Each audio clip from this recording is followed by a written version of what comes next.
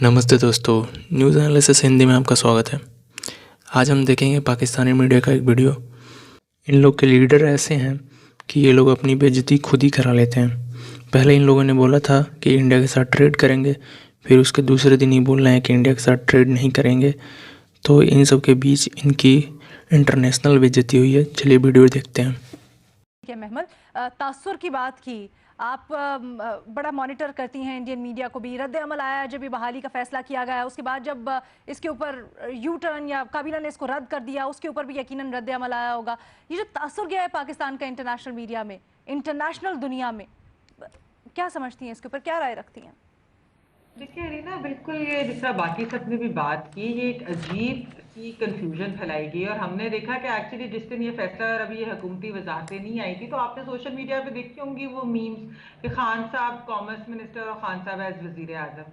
और हुकूमत ने वही वजाहत दे दी जो मीम्स चल रही थी। मतलब एक अजीब सी बात है। दूसरी चीज अलीना, एक चीज होती है कि हुकूमत जो होती है ना, वो जब डिसीजंस लेती है, उनको एक इलेक्टेड हुकूमत जब आती है, अनपॉपुलर डिसीजंस भी लेती है, मुश्किल डिसीजंस भी लेती है, और फिर वो चलाती है उन डिसीजंस को। उसको ये फर्क नहीं पड़ता कि मीडिया में या सोशल मीडिया पे या इसका क्या क्या आएगा रिएक्शन।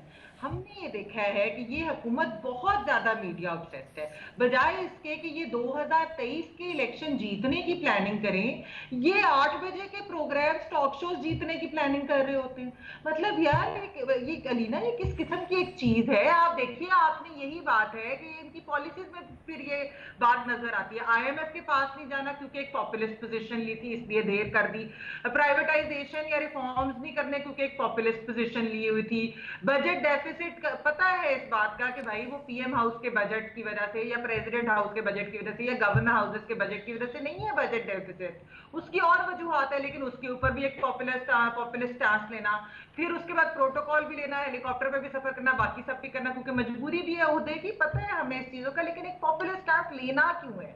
तो मुझे ये समझ नहीं आ रही कि ये किस तरह हो सकता है कि वजीर आजम साहब एज कॉमर्स मिनिस्टर जो है, उन्होंने बगैर सोचे समझे एक चीज साइन कर दी। जब कैबिनेट में आए तो उन्हें लगा कि नहीं, ये तो फैसला सोचे समझे बगैर किया था। तो या तो फिर आप बता दें कि आपने बगैर सोचे समझे एक फैसला किया था, या फिर आप ये बात बता दें कि ये किसी और वजह से हुआ है कि ये सामने उस वक्त मीडिया में नहीं आनी चाहिए थी बात, या इसको जल्दी पहले ले आए ईसीसी और पहले हमाद अजहर साहब ने इसको बता दिया, या क्या वजह है भाई। आप वो वाली दे ना, उसकी एक्सप्लेनेशन सही वाली प्रॉपर दे।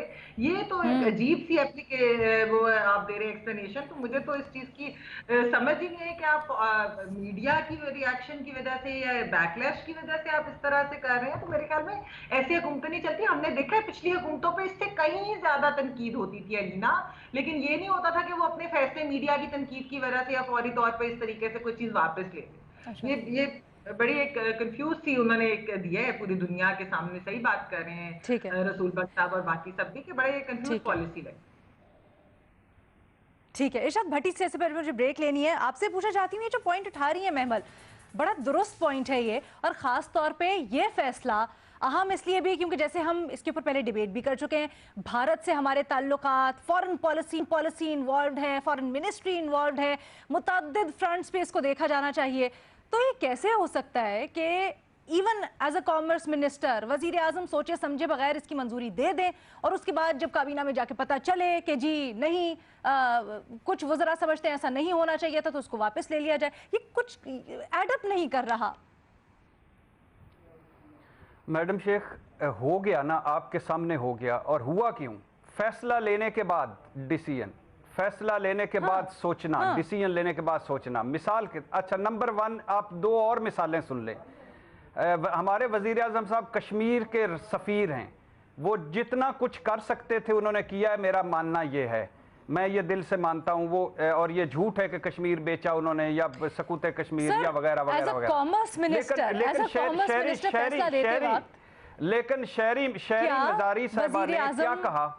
शहरी मजारी साहबा ने कहा कि हमने लेट डाउन कर दिया कश्मीर को। उस पर वजीर आजम ने क्या कहा?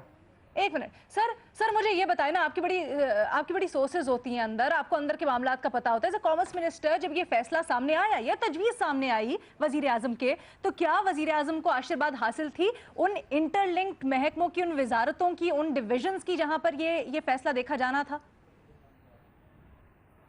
मैडम शेख, ये बहुत पुरानी बात चल रही थी और वज़ीर आज़म साहब और उनकी सारी कैबिनेट और उनके सारे एडवाइज़र, स्पेशली कैबिनेट बाकी छोड़ दें, जो उनके एडवाइज़र हैं किचन कैबिनेट, अच्छा। वो सारे इस पर एग्री कर रहे थे कि करनी चाहिए। ये इनका मुत्तफिक का फैसला था और ये सारों को बड़े अरसे से वो बार बार मीटिंग्स में कहते थे कि हमें तिजारत करनी चाहिए। ये सच नहीं है, ये झूठ है कि वज़ीर आज़म साहब को अचानक उन्होंने कहा कि किसने जवाब दिया और किसने जवाब दिया। ये वज़ीर आज़म साहब का फैसला था, रद्द अमल से घबरा कर उन्होंने फैसला बदला है। रद्द अमल से घबरा कर फैसला बदला।